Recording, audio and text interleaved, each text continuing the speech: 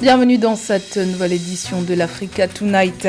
Au sommaire, le ministre des Affaires étrangères togolais, Robert Dussé, revendique le droit de l'Afrique au libre arbitre et prône une diplomatie de non-alignement.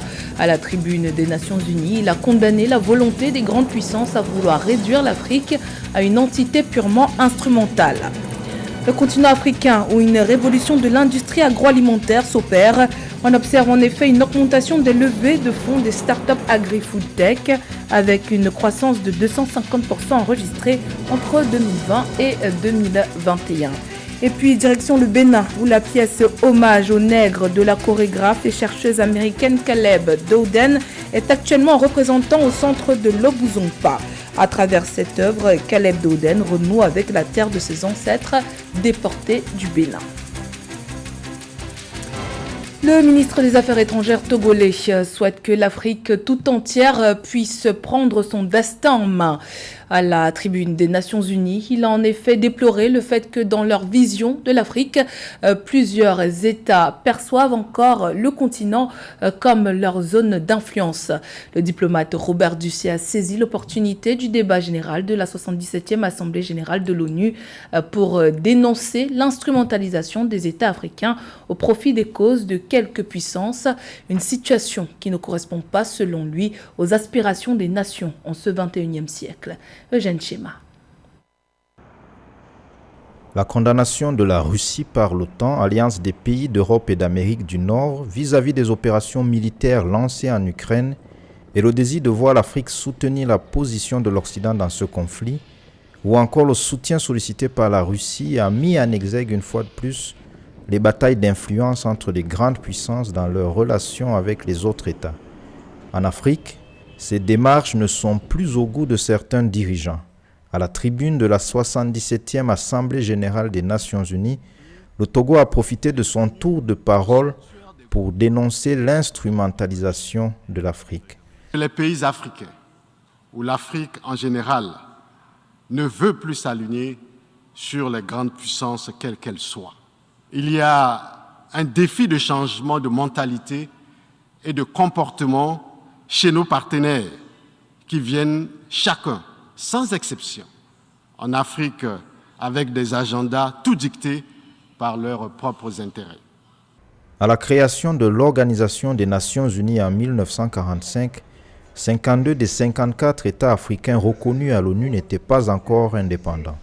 Un consensus des chefs d'État africains s'est dégagé depuis plusieurs années auprès de l'Union africaine pour réclamer la présence d'au moins 2 États africains parmi les membres du Conseil de sécurité. L'Afrique a pour le moment 2 places parmi les membres non permanents, le Conseil étant dirigé régulièrement par 5 États, la Chine, les États-Unis, la France, le Royaume-Uni et la Russie. Une situation délibérée selon le chef de la diplomatie togolaise. Il s'efforce le plus souvent à amener les Africains à adhérer à leur narratif. Et in fine, les Africains servent utilement à soutenir un camp contre un autre.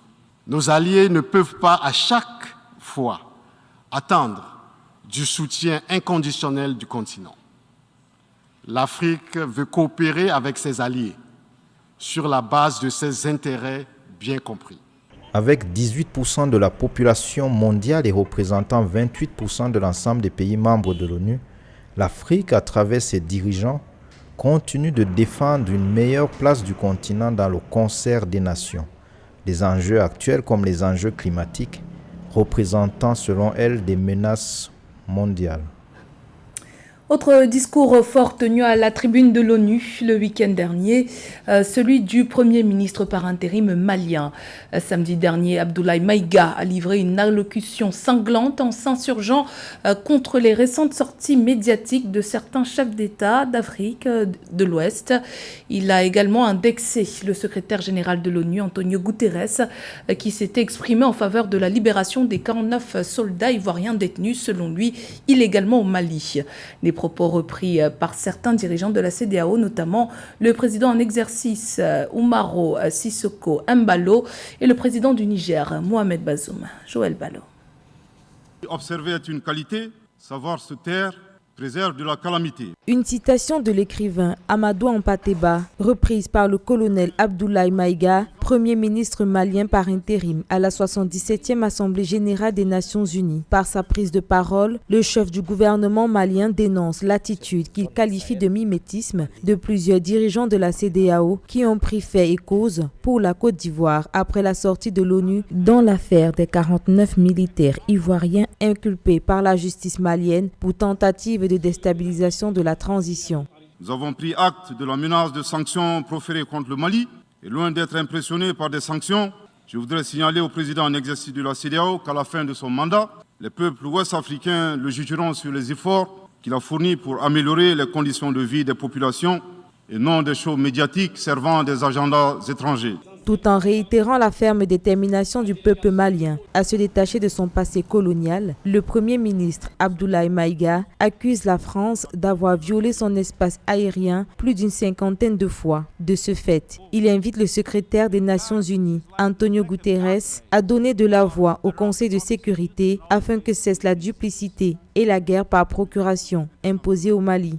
Les autorités françaises, profondément anti-françaises, pour avoir régné les valeurs morales universelles et trahi le lourd héritage humaniste des philosophes des Lumières, se sont transformés en une junte au service de l'obscurantisme. Le Mali sera en mesure de prouver que la junte française a fourni des renseignements et des armes à des groupes terroristes. Tout en saluant la coopération avec la Russie, le peuple malien, par la voix de son Premier ministre par intérim, Abdoulaye Maïga, se dit déterminé à prendre son destin en main. Aussi, il soutient pleinement le gouvernement dans la refondation du Mali, ainsi que le retour à un ordre constitutionnel apaisé et sécurisé en mars 2024, à l'issue d'élections libres, crédibles et transparentes.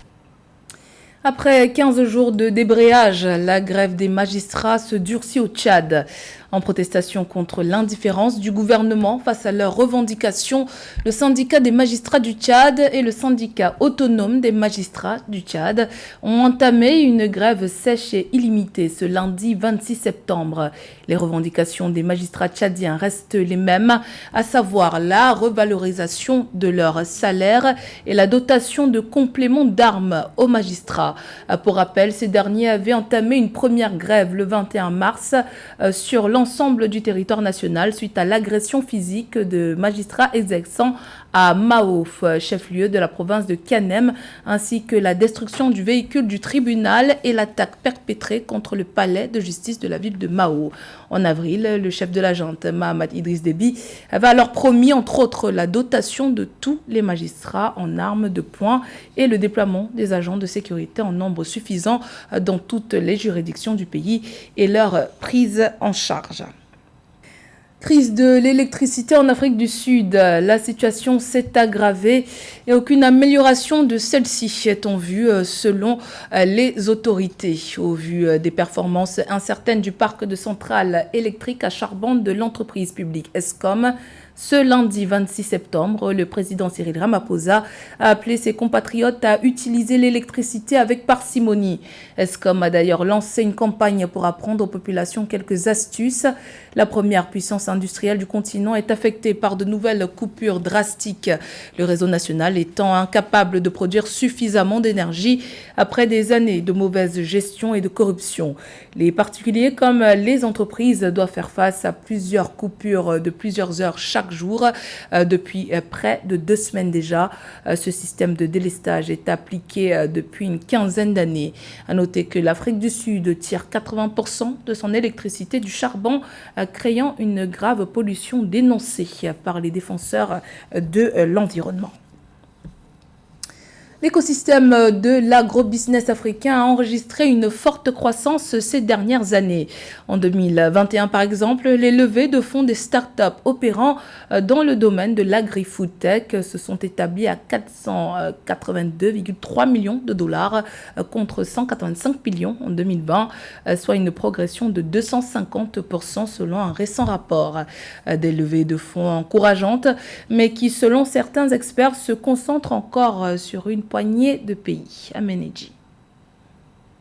Selon le rapport Africa Agri-Food Tech Investment Report 2022 publié le 20 septembre, les levées de fonds des startups de l'agroalimentaire ont bondi de 250% sur une période d'1 an. Elles sont passées de 185 millions de dollars à 482,3 millions de dollars en 2021, équivalent à une croissance de 250%. En fait, ce qui pourrait justifier cette performance, c'est que le secteur des startups food tech connaît une évolution extrêmement importante depuis 2014 et dans certains pays, vous avez des grands groupes alimentaires qui quasiment investissent vers ces startups qui, de la production en consommateur, innovent sur les produits, innovent sur la distribution, le marché, le modèle économique et certains disent même qu'ils sont en mesure de perturber les acteurs établis. Il faut savoir qu'ils introduisent des nouvelles technologies dans la manière de produire des aliments, dans la manière de les protéger, dans la manière de les empaqueter, dans la manière de les livrer. Le montant record enregistré durant l'année écoulée porte à 1,1 milliard de dollars le total des levées de fonds réalisées par les industries agroalimentaires sur le continent depuis 2017. Sur cette performance, 119 agritech et foodtech ont levé des fonds durant l'année écoulée, mais seulement 3 pays africains ont cumulé 87,6% de ces opérations, l'Égypte, le Nigeria et le Kenya. Tout simplement parce que, par exemple, si vous prenez les pays d'Afrique de l'Est, le secteur agricole est extrêmement développé. Je veux parler du Kenya par exemple, et vous avez dans ces pays en Afrique de l'Ouest des écosystèmes de start-up et de fonds consacrés à l'innovation. Ils ont déjà une longueur d'avance sur beaucoup d'autres pays africains. Donc en fait, c'est l'antériorité du développement d'un écosystème de start-up et aussi le fait que le secteur agricole est très développé qui justifie le fait que, effectivement, on ne parle que de Nigeria, on parle de l'Égypte, mais surtout on parle du Kenya dans le monde de la start-up agrobusiness. Selon le rapport, le nombre annuel des tours de table lancés par les startups agri-food tech africaines n'a cessé de croître au fil des années, passant de 51 en 2017 à 99 en 2020, puis à 150 en 2021. Rencontre à présent avec Caleb Dowden à travers son spectacle, une pièce chorégraphique intitulée Hommage aux nègres. La chorégraphe et chercheuse américaine de la Nouvelle-Orléans se connecte avec la terre de ses ancêtres déportés du Bénin. Découverte dans ce reportage signé Lefty Ono. Je suis américaine, je suis béninoise, s'exclame Caleb Dowden, chorégraphe afro-américaine à travers son spectacle intitulé Hommage aux nègres à l'espace Le Centre de Lobozumpa. La pièce de danse chorégraphique Hommage aux nègres de la danseuse professionnelle Caleb Dowden constitue une plateforme éducative. Elle vise à transmettre aux spectateurs des émotions relatives aux réalités des Noirs américains vivant aux États-Unis et des esclaves déportés dans la traite transatlantique. Il s'agit d'un tableau artistique de danse qui fait honneur à la mémoire de ses ancêtres déportés du Bénin. Dans un décor atypique, la jeune danseuse performeuse Caleb Dowden a esquissé plusieurs styles de danse traditionnelle américaine et contemporaine. The piece is also an educational playground for Beninois people to understand what happened to my ancestors and my people once we were taken from this coast. A lot of it. La pièce de danse chorégraphique Hommage aux nègres est accompagnée d'une installation vidéo et de sculptures assise sur la perspective d'Hommage aux nègres. Une création artistique née de la collaboration entre Guindo Aruna et Caleb Dowden. Les deux artistes chorégraphes développent des approches sur la décolonisation du corps noir. Elle m'a demandé de créer une collection de sculptures qui représente un peu l'hommage aux nègres. Donc ma perspective de ce qu'est Hommage aux nègres et aussi ma perspective de ce qu'est les États-Unis d'Amérique. Donc c'est ce que j'ai essayé de représenter un peu avec les sculptures que j'ai pu créer. A noter que Caleb Dowden a commencé sa carrière professionnelle à l'âge de 15 ans. Après avoir obtenu son baccalauréat en danse à l'Université d'État de New York à Purchase, elle a fondé la Down Dance Company, une compagnie de danse afro-américaine pour éduquer la jeunesse afro-américaine et placer l'histoire des Noirs sur la scène culturelle. En 2021, la promotrice du Binge Dance Festival, Caleb Dowden, a reçu la prestigieuse bourse Fulbright dans les arts créatifs et le spectacle pour mener des recherches au Bénin et en Afrique de l'Ouest. L'actualité sportive à présent avec la Tunisie qui poursuit sa préparation pour le prochain mondial au Qatar. Dans le cadre de cette préparation, les Aigles de Carthage vont affronter la Seleção du Brésil. Leur dernier match de préparation se jouera ce mardi 27 septembre au Parc des Princes à Paris.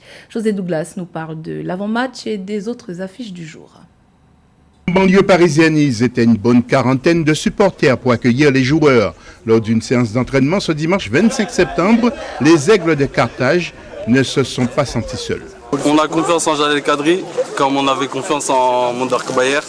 Il a tout le peuple tunisien derrière lui, de la Tunisie jusqu'en France, partout dans le monde. Moi j'en connais plein, je connais Khazri, Saekni. Seul joueur absent pour l'instant, c'est le capitaine Youssef Zakni, qui a été victime d'une rupture des ligaments et qui devrait retrouver le terrain pour la Coupe du Monde. Mais la Tunisie compte sur d'autres joueurs comme Elias Jishkiri, qui évolue à Cologne en Allemagne, ou encore Wabi Kazri à Montpellier, l'un des cadres de cette équipe.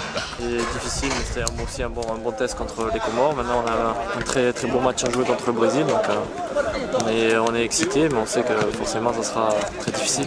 C'est un bon match à jouer, un beau stade, une belle pelouse, une belle équipe. Donc, il y a tout qui est rassemblé pour que ce soit un beau match. Ça nous prépare bien pour la Coupe du Monde. L'entraînement s'est déroulé devant quelques journalistes, mais les nombreux supporters qui s'étaient déplacés n'ont pas eu accès dans l'enceinte. Une préparation quasiment à huis clos pour affronter le Brésil ce mardi 27 septembre au Parc des Princes et sous les ordres du nouvel entraîneur Jalel Kadri et son adjoint Ali Boumnigel, l'ancien gardien de la sélection. On a eu l'occasion de tester pas mal de choses, notamment les nouveaux joueurs. Là, pour le match du Brésil, c'est encore un test assez important. C'est des matchs références pour nous, pour essayer justement de se projeter pour la Coupe du Monde. On va essayer de voir comment on peut s'étalonner au niveau de ces équipes qui ont des individualités au top. Un match qui devrait normalement se jouer à guichet fermé. Il faut avouer que les supporters tunisiens seront derrière leur équipe ce mardi soir pour tenter de faire plier les Brésiliens. Tâche qui s'annonce quand même compliquée. Enfin, parmi les autres rencontres, nous avons Corée du Sud, Cameroun, Afrique du Sud, Botswana, Iran, Sénégal, Libye, Tanzanie, Nicaragua contre le Ghana, Égypte, Libéria, Côte d'Ivoire contre la Guinée, Paraguay, Maroc et enfin Algérie contre le Nigeria. C'était le journal de la rédaction. Merci pour votre fidélité. Dans un instant, une nouvelle édition de l'actualité sur Africa 24.